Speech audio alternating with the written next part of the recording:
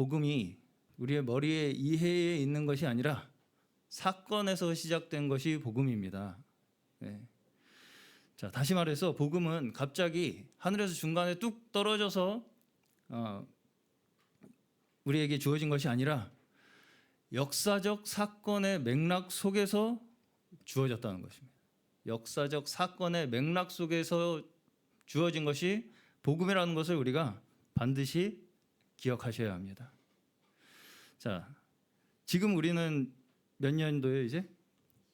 2025년이라는 숫자를 볼 줄 기대를 하셨습니까?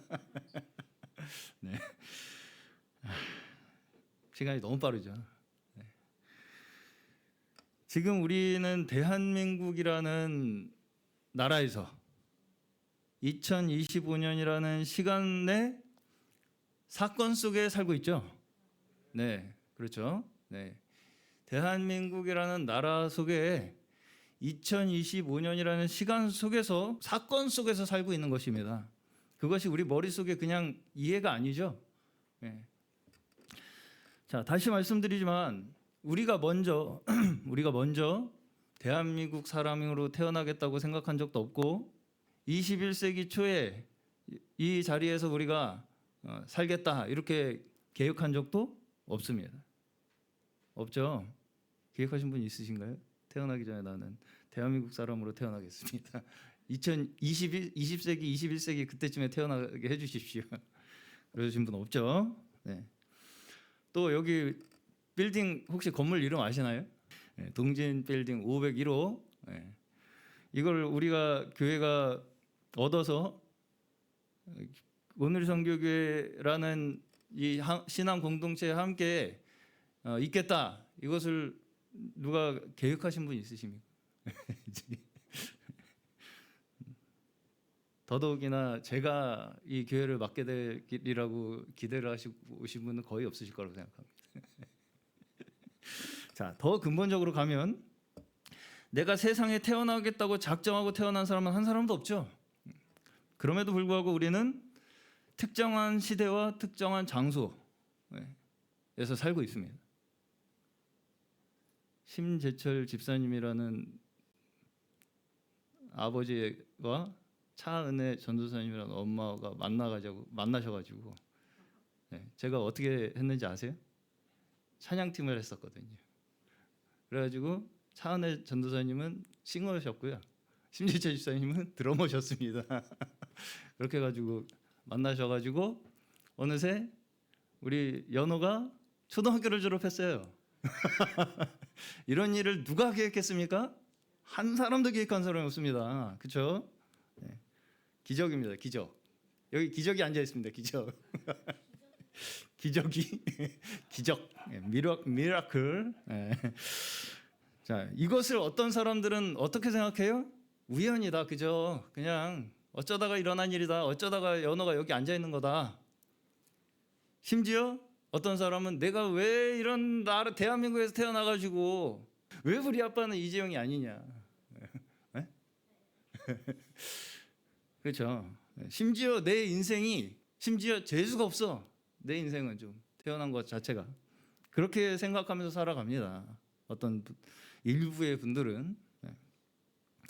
자, 어떤 분 제가 이런 말을 하는 걸 들은 적이 있어요. 자, 이 지구상에서 가장 최상위 인종이 누구라고 생각하십니까? 누군 것 같아요? 최상위 인종의 가장 우월한 인종 누구예요? 누구? 지효 학생. 백인? 어떤 백인 남성이 자기 스스로 그런 말을 하더라고요. 이 세상에서 가장 최상위 인종은 백인 남성이다. 이렇게 얘기를 하더라고요. 백인 남성은 어딜 가도 대접을 받는다는 거예요. 그 사람이 뭐 어떤 사람이고 상관없이 백인 남성이다. 그럼 어느 나라 어디를 가도 대접을 받는다는 거예요. 백인 남성은.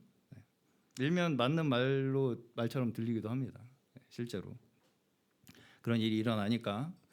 자, 주로 인종차별이 누구에게서 일어납니까?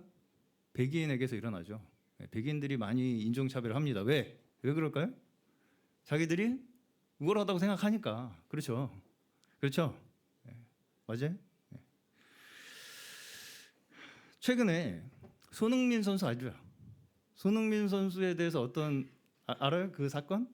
인종차별한 사건. 어떤 외국인 선수가 손흥민 선수에 대해서 인종차별한 사건이 있었어요. 동양인은 뭐 다 똑같이 생겼기 때문에 누구 갖다 데려놔도 손흥민인지 누군지 뭐 상관없다. 뭐 이런 식으로 이제 인종차별적인 발언을 했습니다. 자, 왜 이런 말들이 차별로 느껴지겠습니까? 왜 이렇게 백인들이 동양인을 비하하는 발언 같은 것들이 우리가 차별로 느껴져요? 왜 그랬겠어요? 왜? 자, 저는 이런 이제 사건들을 볼 때 무슨 생각이 드냐면 왜 우리가 기분 나빠해야 되나 이런 말을 듣고, 그렇죠? 어떤 면에서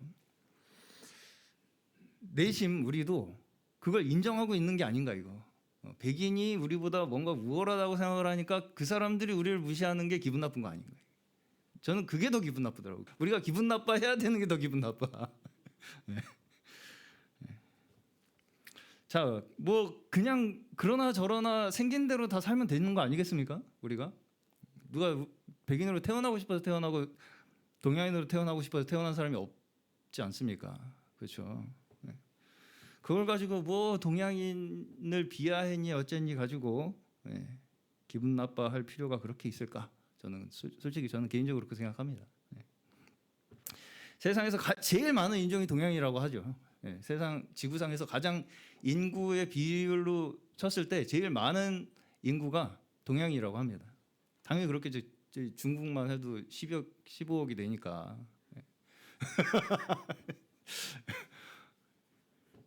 그런데 이제 그걸 우리가 너무 차별이라고 느끼는 것이 너무 이 어떤 그 서양의 논리에 우리가 휘둘리는 거 아닌가, 뭐 그런 생각이 들기도 합니다.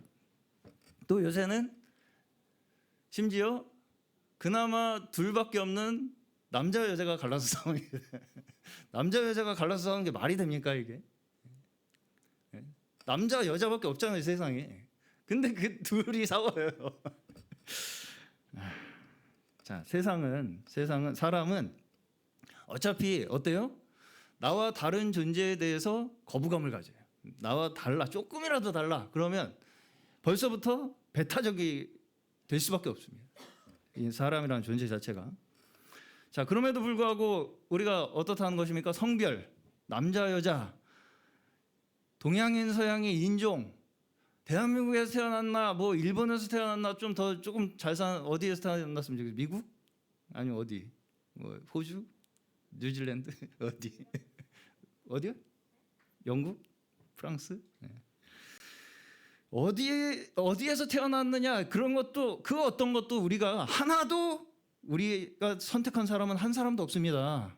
그렇죠? 네, 한 사람도 없습니다. 성경 한 구절 보겠습니다. 고린도전서 4장 7절. 고린도전서 4장 7절. 우리 심현우 학생 중학생 된 기념으로 한번 크게 읽어주세요. 아멘. 자, 우리가 가진 것 중에 우리가 가진 거라고 그러면은 심지어 성별도 우리가 가진 거고 우리의 국적도 가진 거고 그 모든 가진 것 중에 우리가 받지 아니한 것이 없다는 거예요. 받은 것이다라는 겁니다.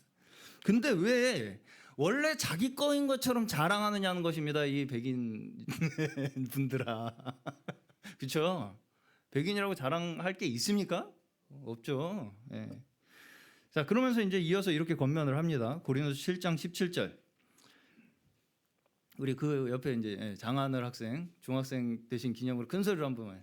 오직 주께서 각 사람, 우리 장하늘 학생이 초등학생 때는 읽어달라고 하면은 안 읽으셨거든요. 졸업하시니까 읽기 시작하시네. 오직 주께서 각 사람에게 나눠주신 대로 하나님이 각 사람을 부르신 그대로 행하라. 내가 모든 교회에서 이와 같이 명하노라. 한 구절 더 보겠습니다. 로마서 12장 3절입니다. 자, 오늘 예배는 직분을 맡으시는 분들과 또 진급하시는 학생들을 위해서 제가 말씀을 준비했습니다. 또 새로운 한 해를 시작하시는 우리 모든 성도님들을 위한 말씀이기도 합니다. 자, 우리가 새해를 맞이하면 늘 드는 두 가지 감정이 있습니다. 첫째는 후회. 둘째는 기대죠. 예. 첫째는 지나간 한 해에 대한 후회. 둘째는 새로운 한 해에 대한 기대죠. 네. 물론 이 두 가지가 우리를 앞으로 나아가도록 하는 이 밑거름이 되는 것은 사실입니다. 자, 그럼에도 불구하고 이 두 가지 모두, 후회와 기대, 이 두 가지 모두 어디까지나 우리가 나누어 주신 범위 안에서 이루어져야 되는 거죠. 자, 예를 들어서 내가 왜 작년에는 한 100억 정도 못 벌었을까? 올해는 한 1000억 정도 벌어야지. 이거 제정신입니까? 제정신으로 후회하고 기대하는 거예요? 아니죠. 아니죠. 이런 식으로 허황된 후회와 허황된 기대는 한마디로 망상이라고 하는 것이죠. 망상. 그렇죠? 네. 사람에 따라서 이 뭔가 이 범위는 다르겠지만, 수준은 다르겠지만, 일반적으로 우리가 자기가 기대하고 뭔가 이 가진 어떤 그 범주 안을 벗어난 후회와 벗어난 기대는 다 우리가 약간 좀 정신이 혼미한 것으로 봅니다. 그렇죠? 자, 어떤 면에서 우리가 받아들여야 할 가장 첫 번째 현실이 무엇이냐면, 가장 우리가 받아들여야 할 첫 번째 현실이 무엇이냐면, 우리가 모두 배우고 성장해 나간다는 현실입니다. 우리가 반드시 먼저 받아들여야 할 가장 중요한 것이 무엇이냐면요, 우리가 모두 배우고 성장해 나가고 있는 과정 중에 있다는 것을 받아들이는 거예요. 자, 어린아이로부터 시작해서 초등학교를 거쳐서 이제 중학교 올라가시고, 고등학교, 대학교를 거쳐서 성인이 되시고, 결혼을 하여 아이를 낳으시고 부모가 되시고, 또 이제 좀 있으면 손주를 보시고, 손주를 보신 분들도 계시고, 할아버지 할머니가 되어서 이제 인생의 마지막을 준비해 나가는 그 모든 과정 속에서 우리는 한시도 쉬지 않고 성장하고 배워나갑니다. 그렇죠? 거기서 나는 다 배웠어, 이제 끝났어, 할 수 있는 사람은 단 한 사람도 없습니다. 없습니다. 자, 사실 오늘 직분을 맡으시는 분들, 또 진급을 하시는 학생들, 또 우리 신년을 맞이하시는 모든 우리 성도님들이 가지고 있는 이 공통점이 지금 무엇이냐? 이 성장의 한 마디에 있다는 것입니다. 그렇죠? 마디, 대나무 마디처럼. 그렇죠? 자, 우리 서빈이 서빈이 또 이래, 이번에 여기 나와가지고 저기 성탄 발표 때 인사했잖아요. 인사했죠. 그러면 이래가 이제 연습을 많이 했는데 나와서는 아주 너무 흥분을 하셔가지고 좀 이렇게 이제 업이 되셨어요. 그래서 준비한 대사를 다 못 하셨어요. 자, 그러면 이거 이래가 아직 사람이 덜 됐구만. 그렇게 생각하십니까? 그렇게 생각 안 하시죠? 네.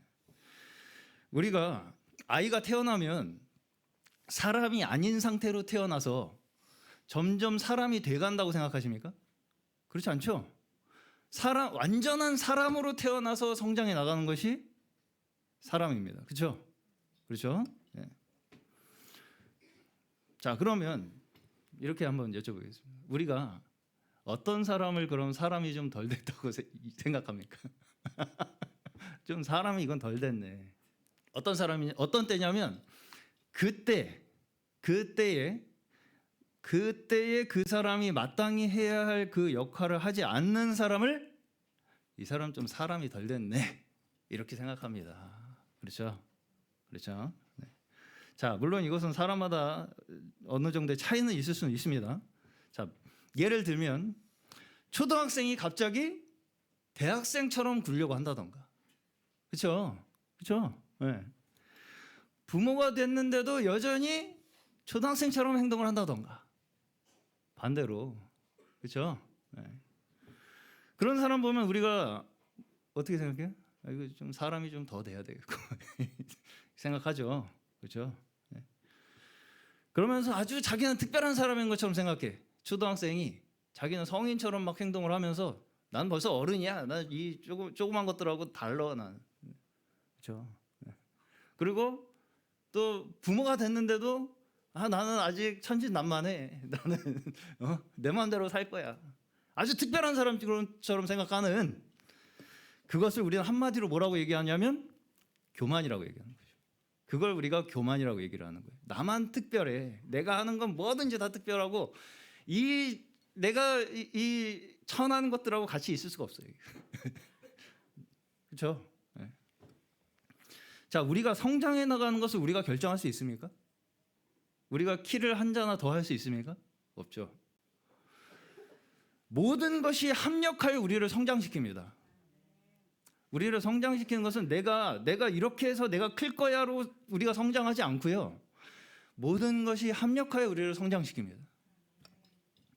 자, 근데 우리는 어떻게 생각해요? 나한테 도움이 되는 좋은 일만 나한테 성장에 도움이 될 거라고 생각해요. 내가 겪고 싶은 것만, 내가 원하는 경험만 해가지고 내가 성장할 거라고 생각한다고요. 자, 그러나 성경에서 분명히 뭐라고 말씀하시냐면 환난이 인내를, 인내가 연단을, 연단이 소망을 만들어낸다고 말씀합니다.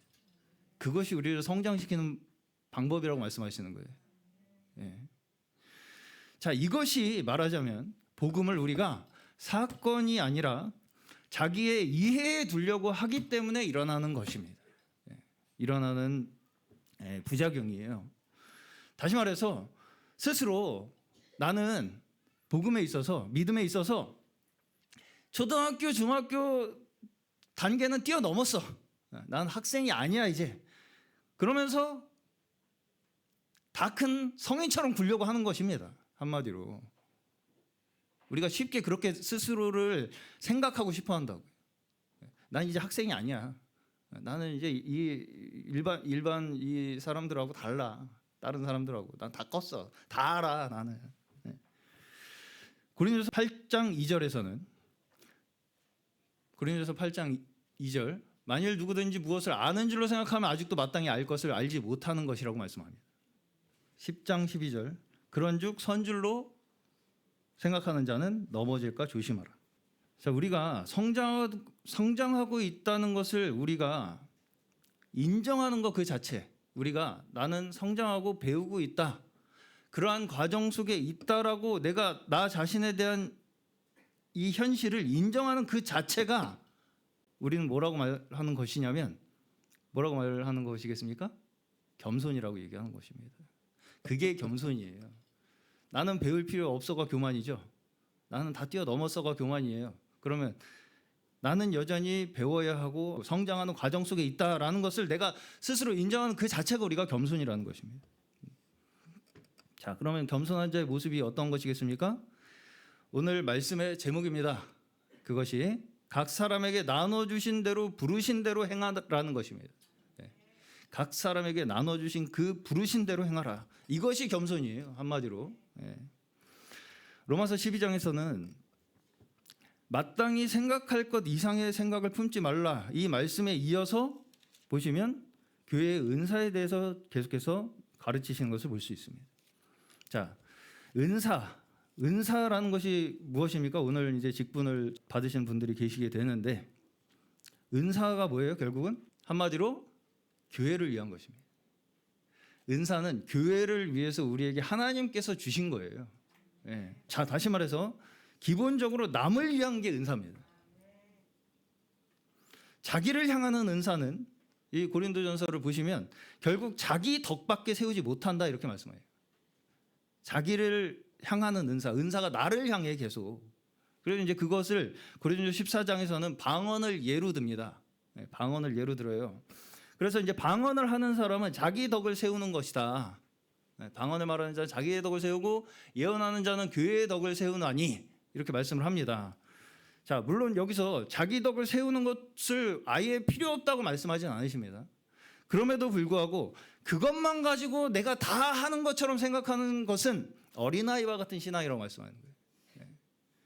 그것이 어린아이 같은 신앙이라고 말씀하는 것입니다. 자, 우리가 배우고 성장하는 이유가 무엇입니까? 우리가 왜 배워요? 다른 사람의 유익이 되기 위한 것입니다. 다른 사람보다 내가 얼마나 더 잘나려고 하는가가 우리가 성장하는 목적이 아닙니다. 아니에요. 내가 남보다 좀 더 크다. 내가 남보다 좀 더 잘났다. 내가 좀 더 남보다 좀 더 많이 안다. 그래서 내가 남보다 좀 더 잘 먹고 잘 산다를 자랑하기 위해서 우리가 배우는 것이 되어서는 되겠습니까? 안 되겠습니까? 안 되겠죠. 학생이 공부하는 것도 마찬가지입니다. 교회 직분도 마찬가지. 그게 나를 위한 것이 되는 것은 결국 나 자신의 덕을 세우는 것밖에 되지 않습니다. 자, 우리나라 말에 어르신들이 배워서 남주냐 이런 말을 하셨습니다. 그렇죠? 저는 다 동의하는데 이거 하나는 동의 안 합니다. 우리가 배우는 건 남을 주기 위해서 배우는 거예요. 나 혼자 잘 먹고 잘 살라고 배우는 게 아닙니다. 혼자 잘난 척하기 위해서 배우는 게 아니에요. 아무리 우리가 나이가 많고 학벌이 좋고 돈이 많고 해도 혼자 잘 먹고 잘 살라고 사는 사람을 우리가 성숙한 사람이라고 생각합니까? 그렇지 않습니다. 그렇죠? 그렇죠? 학생의 본분은 뭐예요? 제일 듣기 싫은 말. 학생의 본분은 뭐예요? 공부하는 거죠. 근데 이제 이게 학생 때는 어때요? 넌 학생이니까 공부나 해. 이렇게 들리죠. 그게 이제 강요로 느껴집니다. 학생 때는. 근데 이제 우리가 학생의 시기를 지난 분들은 어떻게 얘기해요? 나보고 딴 거 하지 말고 공부만 하라 그러면 제일 좋겠다. 그렇게 얘기하시죠. 말하자면 사람은 어떤 이 본능이 좀 있냐면 자기가 내가 부족해서 계속 배워야 한다라고 하는 이 과정이 만약 나한테 즐겁게만 느껴지지 않는다는 것입니다. 내가 부족해서 계속 내가 배워야 하는 이 과정 속에 있다는 게 즐겁게 느껴지지 않아요. 그래서 계속해서 나에게 지금 현재 주어진 이 상황은 현실은 별로 마음에 들지가 않아요. 그러면서 머릿속에서 내가 이상적으로 생각하는 어떤 그런 것만 계속 쫓아가면서 살게 됩니다. 자, 우리가 아이를 낳으시고 육아를 하시는 부모님들 중에서 특히 이제 사회생활을 활발하게 하시던 분들 중에 산후 우울증을 겪으시는 분들이 좀 있습니다. 저도 이제 결혼을 하자마자 지금 산포에서 예배를 들으시고 계실 텐데 산포에서 2년을 살았습니다. 결혼을 하자마자 2002년부터 한 4년까지 산포 아파트에서 거의 고립된 생활을 했습니다. 그러다 보니까 제 아내가 첫째를 낳고 약간의 산후 우울증을 겪는 것을 제가 보았습니다. 자, 그 이유가 뭐겠습니까? 그 이유가 뭐겠어요? 이 세상은 넓고 할 일은 많은데 나는 언제까지 이 고립된 이 생활을 애만 바라보고 살아야 하느냐? 이 끝이 안 보이는 것 같은 그 답답함이 그 마음속에 있는 것이겠죠. 자, 학생도 왜 어른 흉내를 내고 싶어 합니까? 학생들 어른 흉내 내고 싶어 하잖아요. 그렇죠? 어른들이 아주 자유롭게 막 다니고 싶은데 다 다니고 막 술집 다니고 막 담배 피고 술 마시고 막 하는 거 보면 나도 그렇게 하고 싶잖아요. 자유로워 보이고 재밌어 보이고. 그러니까 어때요? 내가 그만큼 성장해야 한다는 그 과정을 무시하고 싶은 거죠. 뛰어넘고 싶은 겁니다. 바로 거기로 가고 싶은 거예요. 자, 제가 교회의 직분에 대해서 오늘 조금 구체적으로 말씀을 드리자면 저희 교회도 어느 정도 어떤 좀 이 문화적 배경이 있었냐면 외적인 제도보다 우리의 이해와 의미를 더 강조하는 어떤 그런 배경이 있었던 것이 사실입니다. 우리의 머릿속에서 이게 진짜 본질이지 라는 것에 더 강조점을 둔 어떤 그런 배경이 있었던 것이 사실이에요. 교회의 외적인 제도보다. 자, 말하자면 목사, 장로, 권사, 집사 이런 게 뭔 그렇게 중요하냐. 그런 건 별로 의미 없고 그 내면의 본질이 중요한 거지. 내면의 본질이. 그것을 잘못하면 신앙을 내 이해에 두는 것입니다. 네. 자, 물론 그 말도 틀린 말은 아닙니다. 아님에도 불구하고 우리 모두가 그 모든 과정을 배워나가는 과정 속에 있다는 걸 우리가 절대 무시해서는 안 된다는 거예요. 예. 잘못하면 이게 어떻게 될 수가 있냐면 내 완전한 지식적 이해를 내가 가지고 있기 때문에 우리는 완벽한 교회가 될 수 있다라고 하는 교만에 빠질 수가 있습니다. 예. 나는 이걸 다 알아 이미. 그러니까 나는 뛰어넘어서 사람들이 뭐 이렇게 막 지지고 볶고 지들끼리 하는 이거 난 이게 뭐 이딴 짓을 하고 앉았냐? 난 뛰어넘어서 그 이상의 세계에서 난 이미 신앙생활 하는 사람이야! 라고 하는 교만에 빠질 수가 있다고요. 아시겠죠? 네. 이것이 바로 우리가 이 복음을 이해해 두게 됨으로써 우리가 빠질 수 있는 함정입니다. 네. 잘못하면 교만하게 되는 거예요. 그런 이해에 우리의 신앙생활을 기초를 두게 되면 잘못하면 그런 교만에 빠질 수가 있다는 것입니다. 다시 말해서 완벽한 이론을 내가 가지고 있기 때문에 나는 완벽한 이론을 가지고 있기 때문에 내가 이해한 대로 하면 교회가 된다라고 하는 잘못된 생각을 하게 될 수 있다는 것입니다. 자, 이런 생각들이 잘못하면 우리가 과정을 무시해버리고 그냥 내 지식적 이해만으로 내가 완전한 신앙을 소유할 수 있을 것이라고 하는 착각을 하게 되는 거예요. 그게. 예. 과정 없이 내가 뭘 딱 알면 그게 내 신앙이 바로 직결됩니까? 그럼 인생을 뭐하러 삽니까 우리가? 그렇죠? 학생이 학생이라는 신분을 무시하고 바로 성인처럼 행동하려고 하는 것과 똑같은 것입니다. 그것이. 네. 그러나 우리 모두는 사실은 어때요? 다 일생 동안 학생입니다. 애석하지만 우리 모두가 다 일생 동안 학생이에요. 자, 어른으로 만드는 건 누구예요? 하나님이십니다. 내가 지금 다 큰 어른인 것처럼 행동하는 것이 다 미숙한 학생들이 하는 행동입니다. 비행 청소년들이 하는 행동이잖아요. 그렇죠? 학생들이 내가 다 큰 어른인 것처럼 행동하는 것이 비행 청소년들이 하는 행동이라고요. 심지어 말씀에서는 세상 권세조차 하나님께서 세우셨다고 말씀하죠. 이해하실 수 있겠습니까? 자, 우리가 뭔가 신앙적인 본질을 알고 그것에 의해서 내가 뭔가 하는 그 어떤 행동만 하나님께서 세우신 것이 아니라 내가 뭔가 신앙적인 본질을 깨달은 그 이해를 바탕으로 하는 것만 하나님께서 세우신 것이 아니라 우리 눈에 보기에는 세속적인 세상 제도조차 하나님께서 우리를 가르치시고 기르기 위해 세우신 제도라는 것입니다. 이걸 받아들이셔야 돼요. 안 그러면 우리의 신앙의 폭이 굉장히 편협해질 수밖에 없습니다. 네. 자, 하물며 교회의 제도는 어떻겠습니까? 교회의 제도는 그렇게 무시할 수 있겠습니까? 세상 제도도 무시하지 말라고 하시잖아요. 자, 민수기 11장 11절에서 17절까지의 말씀을 보시면요. 제가 길어서 오늘 읽지는 않겠습니다만 되게 돌아가셔서 한번 읽어보십시오. 되게 대략적인 내용만 설명드리겠습니다. 내용이 뭐냐면 하나님께서 이스라엘 민족 가운데 장로를 세우시는 장면이에요. 하나님께서 이스라엘 민족 가운데 장로를 세우시는 장면이 나와요. 근데 여기서 장로를 세우시는 이유가 무엇이냐면 딱 한마디로 모세가 그 짐을 혼자 다 감당할 수 없었기 때문입니다. 그게 하나님께서 이스라엘의 장로를 세우신 이유였어요.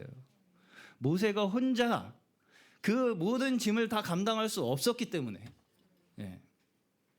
자, 여러분이 교회에서 세워진 제도적 직분이 별 의미가 없다고 생각하시는 것이 만일 그 마음속에 우리는 그런 거 없어도 완벽한 이해로 완벽한 신앙생활을 할 수 있어, 완전해질 수 있어 라고 생각하시는 것이라면 그것은 교만이 될 가능성이 있다는 것을 말씀드리고 싶습니다. 자, 또 직분을 맡는 사람의 자격에 대해서도 마찬가지입니다. 우리가 성경에서 섬기는 자들의 자격에 대해서 나오죠. 서신서에서 특히 섬기는 자들, 직분자들이 어떠해야 함을 말씀을 하는 말씀들이 있습니다. 그럼에도 불구하고 그것이 우리가 어떤 완벽한 조건을 충족한 사람만 이 직분을 맡겨라 라고 하는 말씀으로만 우리가 생각하기는 어려운 부분이 있다는 것을 제가 오늘 한 가지 예만 들고 마치겠습니다. 자, 예를 들어서 모세에 대한 하나님의 평가 중에 우리가 잘 이해가 가지 않는 한 가지 말씀이 무엇이냐면, 모세가 지면의 모든 사람보다 온유한 사람이라는 거예요. 자, 모세가 온유합니까? 이집트에서 사람 때려주고 도망간 사람입니다.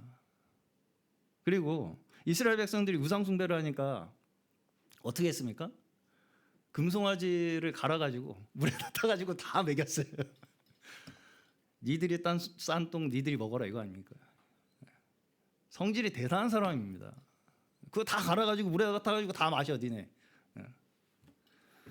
또 이제 물에서 반석을 2번 내리치죠. 근데 이제 거기서 시편, 이거 한 구절만 제가 보겠습니다. 106편 33절입니다. 시편 106편 33절 보시면 모세가 그의 입술로 망령되이 말하였다고 말씀이 나와요. 그렇죠? 그들이 그의 뜻을 거역함으로 하며 모세가 그의 입술로 망령되이 말하였음이로다. 아마도 모세께서 이걸 치면서 좀 험한 말도 하셨던 것 같습니다. 이 쌍놈의 이런 뭔가 좀 이제 이스라엘 이 사람들에 대해서 험한 말을 하셨던 것 같아요. 그렇죠? 온유한가요? 모세가 온유해요. 자, 그럼에도 불구하고 왜 모세를 온유하다고 말씀하셨겠습니까? 자, 어떤 면에서 그 모세가 맡은 그 역할이 그를 온유하게 만든 것입니다. 모세가 맡은 그 역할이 그를 온유하게 만든 거예요. 또 다른 면으로 얘기하자면 그것이 그의 온유하게 된 그것이 그가 백성들에게 첫 번째로 증거해야 할 하나님의 능력이라는 것입니다. 모세가 온유하게 되었잖아요. 그 온유하게 된 것이 바로 그가 그 직분으로서 사람들에게 증거해야 할 첫 번째 하나님의 능력이라고요. 어떤 사람? 들나귀 같던 사람. 온유하게 만드신 하나님의 능력이 직분으로 우리가 증거해야 할 하나님의 능력이라는 것입니다. 그렇기 때문에 우리가 직분을 맡은 것, 더 나아가서 하나님의 우리가 자녀가 된 것, 이것은 내가 원래 좋은 사람이어서가 아니죠. 아니죠. 내가 원래 자격이 있어서가 아니죠. 아닙니다. 우리가 부르심 받은 이유는 하나님의 능력을 우리의 삶을 통해서 증거하기 위해 부르심 받은 것인 줄로 믿으시기 바랍니다. 모두가 다. 자, 우리를 통해서 온유함이 나타나고 우리를 통해서 절제하고 베푸는 것이 나타나는 것이 우리가 마땅히 해야 할 본분이라는 것을 인정하고 아는 사람, 그 사람이 직분자예요.